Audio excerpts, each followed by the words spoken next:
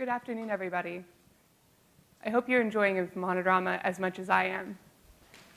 Like Will said, my name's Megan Kanne, and I'm really excited to be here at Monitorama. And I'm even more excited to be here speaking to you today about automated Canary analysis. But before I begin, I'd like to say a couple thanks. A big thank you to Jason, to Will, and to all the volunteers that make Monitorama.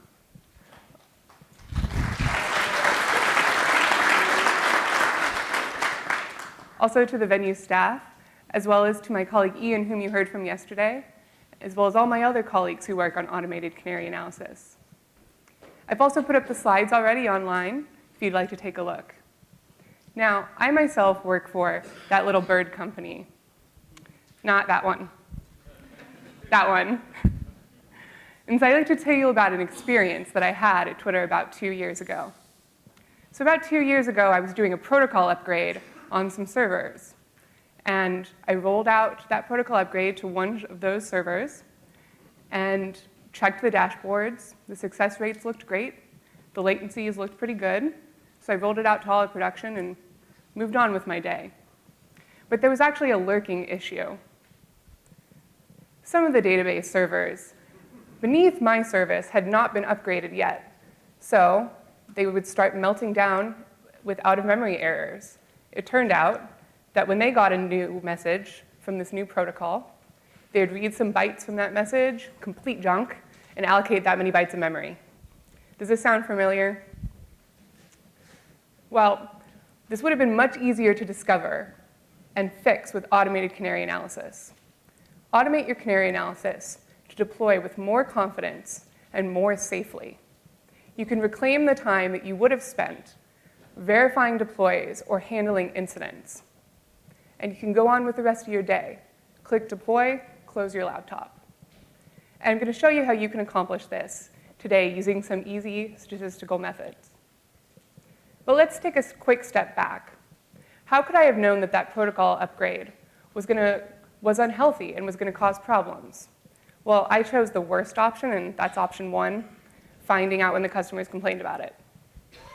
I could have had alerts on this specific issue, but this was an issue that actually would have been hard to find with static thresholds. The best way to do this would have been option 3, to catch it before it caused any problems in production. But you may be asking yourself, what exactly is a canary? And how do you set one up? Now, some of you here at Monitorama might be familiar with this story. In 1913, there was a Scottish physiologist named John Scott Haldane, and he suggested the idea of using a sentinel species, in this case the canary, to detect dangerous gases inside of mines. And we use this same concept in software engineering today. In software engineering, a canary is a partial deployment that can provide an indicator of whether a new build is healthy. But you can't measure the health of a build unless you have telemetry. For more on telemetry, you can see Ian's talk tomorrow if you missed it. But for now, let's just assume that we've got some telemetry set up and we have metrics flowing from our servers. So doing a canary can be as easy as deploying your new build to just one shard of production, and that's what I did. This simple type of canary is really good when your service is stateless, or is stateful, sorry. It's not good when it's stateless. It has some downsides. For example, since your canary is part of your production cluster, you're actually using real users to tell whether or not your service is healthy. You wouldn't drive a car with one untested wheel, because you'll end up like this. So don't make your users do that. Don't make them test your new build for you. If you can, try setting up a canary cluster. This is a whole cluster that's separate from production just for your canary build. This way, your canary doesn't actually impact any end users. And you'll gain more confidence in your deploy because you'll see it scale to more than just that one shard. Now, doing a canary cluster can be slightly more complicated, and it is best for services that are stateless. One of the ways that it can be more complicated is that you need to get that traffic that's going to production also going to your canary cluster. So the easy way to do this is with a proxy. There are a couple of proxy setups that will work. For example, you could put all of your production traffic through the proxy, and then it just forwards it on to your production cluster and routes some of it to your Canary cluster. But now you've added an extra hop, an extra latency in between your end user up above and your service down below. So you could do what we do at Twitter, which is have the production servers themselves actually multicast their traffic to the proxy. Then the proxy routes it to the Canary cluster. And this means that you don't add extra latency. There's no extra step in the hop path. With a proxy, you can also capture the traffic.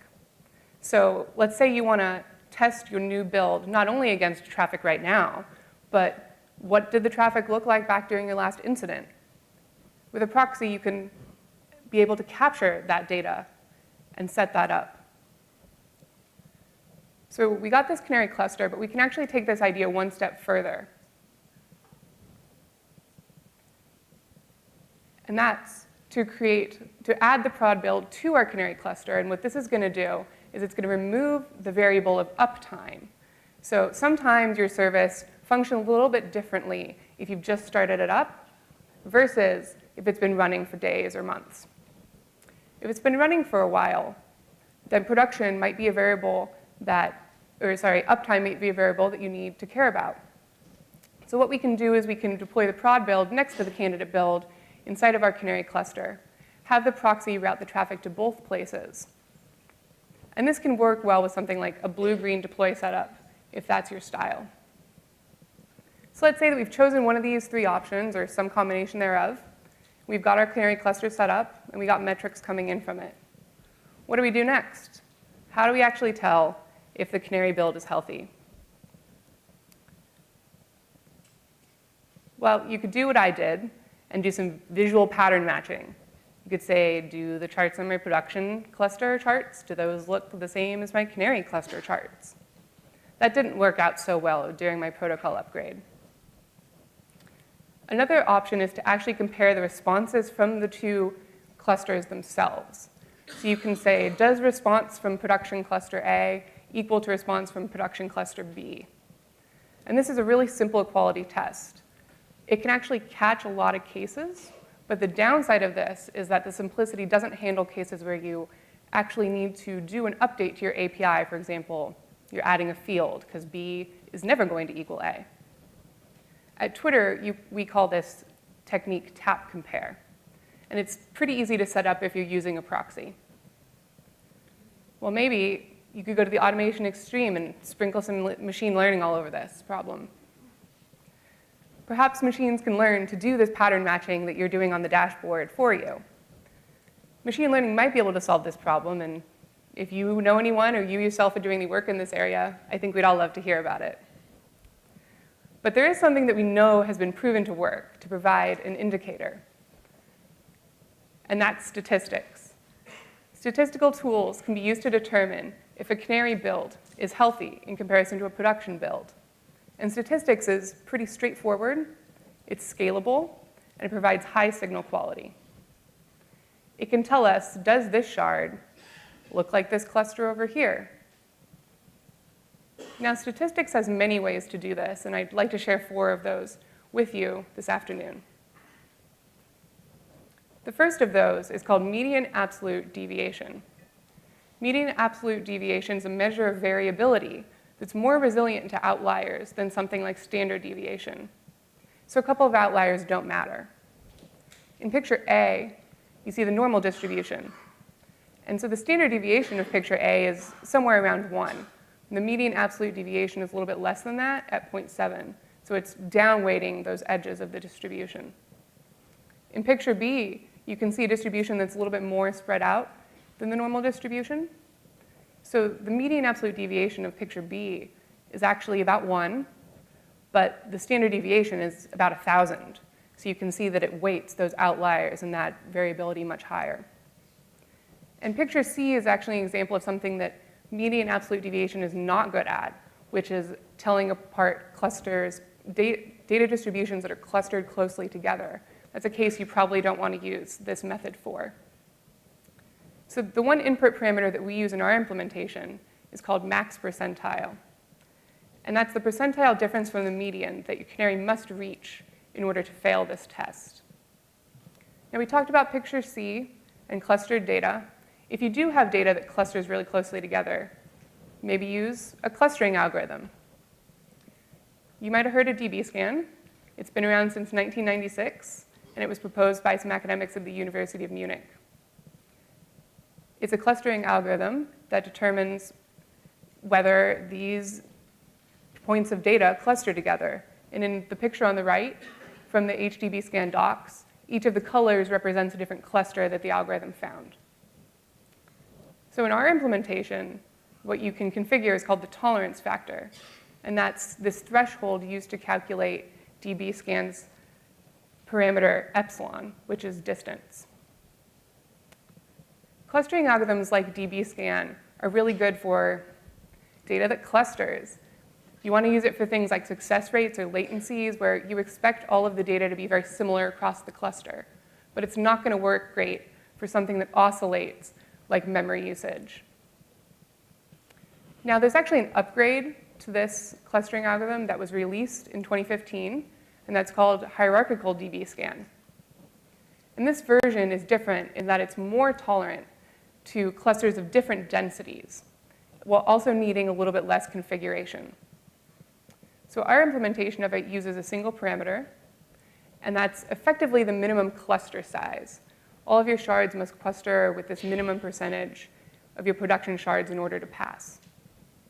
In the example on the right, you can see each of those colors as a cluster, and it looks a bit more like what you might have circled if you'd been asked to circle the clusters in this sample data. So HDBScan is, again, great for data that clusters, especially into bands of time series with different numbers of time series in each band. But it's not going to work out great for metrics that oscillate. Now, there's one more method that I'd like to tell you about, and that's the Mann-Whitney U-test.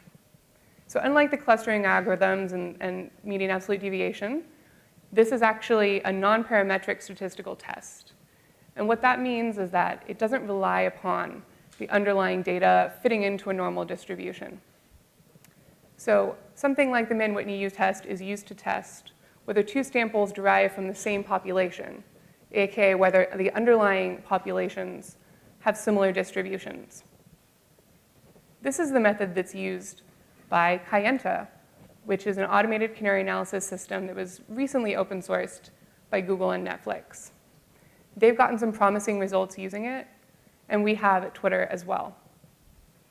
Now, this test does have a bit more parameters, as you can see, than the other methods that we've talked about. The tolerance is your estimate of the difference between the shards. The confidence helps determine the confidence interval for the test. And the direction is whether you think this metric can deviate above, below, or in either direction from the rest of the cluster. And this is good, similar to the clustering algorithms, for metrics that are going to cluster closely together. Now, that's a lot of information about statistical tests. So just remember that this is what it looks like when your stats are checking out your production and canary metrics. Do those shards look like those ones over there? There's a lot of publicly available information on all of these algorithms, and they're pretty well documented, well researched, and easy to integrate into your own stack. Sometimes static thresholds are just not enough to catch regressions.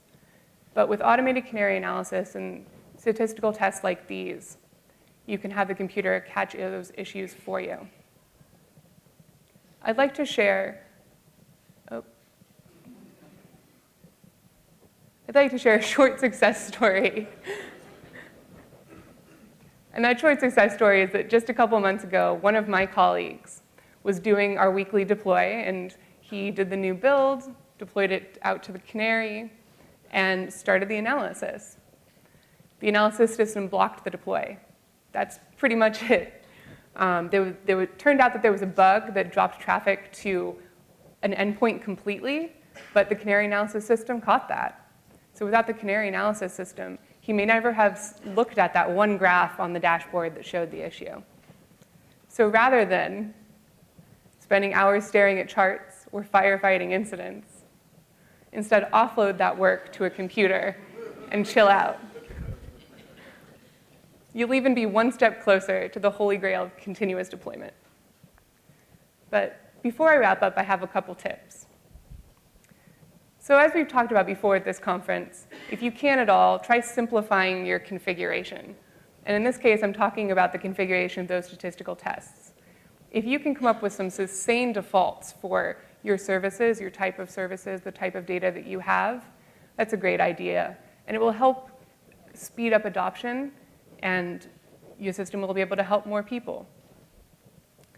Next is choosing those metrics, and that can be a challenge. You definitely want to choose metrics that mean health, for example, those SLAs or SLOs that have been discussed. Or you could use your existing alerts as a starting point. But it's also really important to go beyond those, beyond the top level of your dashboard, and actually also grab some of those charts at the bottom that your developers are less likely to manually check. And finally, user trust. Like Aditya talked about yesterday, trust in the system is important. Your automated Canary analysis system needs to be reliable. It needs to tell developers when things are broken, but not tell them when they're fine. You don't want your developers going, but you told me the build was fine.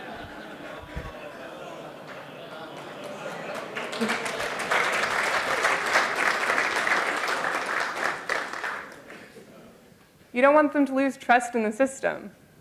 Perhaps try testing your Canary analysis system on your own team first. You could call it a Canary on your team.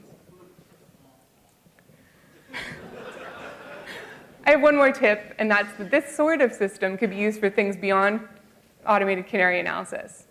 So you could help speed up the development process by actually running this sort of analysis per pull request. And this is something that we're looking at doing and building right now within Twitter. So run it per pull request, and then your developers can get faster feedback on the health of the code changes that they're actually making. Perhaps only merge the pull request if this passes. I think something like this is particularly cool, because if you get to that point where you have a bunch of changes built up, you deploy your Canary and it fails, you have to go through each of those and figure out exactly which change caused the problem. But if you're actually doing this per pull request, then it's much easier to track down where the problem lies. Now, there are a couple of examples of automated Canary analysis systems out there. We've talked about Kanne, and that's, again, that open-sourced automated Canary analysis platform by Netflix and Google a couple months ago. And that's pretty heavily integrated with the Spinnaker continuous delivery platform. Now, at Twitter, we use a Scala service that integrates with our internal deployment platform, which is called Aurora Workflows, and here's kind of what that UI looks like. There's a talk on Aurora Workflows actually on YouTube as well by David McLaughlin if you'd like to check it out. But both Kanne and our internal Scala service work pretty similarly. First, they get metrics for the candidate and the production builds. Then they validate and clean the data. Next, they determine if the metrics pass these statistical tests that we've talked about. And then they block or they unblock the deploy and show the results to you in a UI. But both of these systems are pretty new. We've been working on ours for about a year. So there's a lot of interesting work to be done in this area.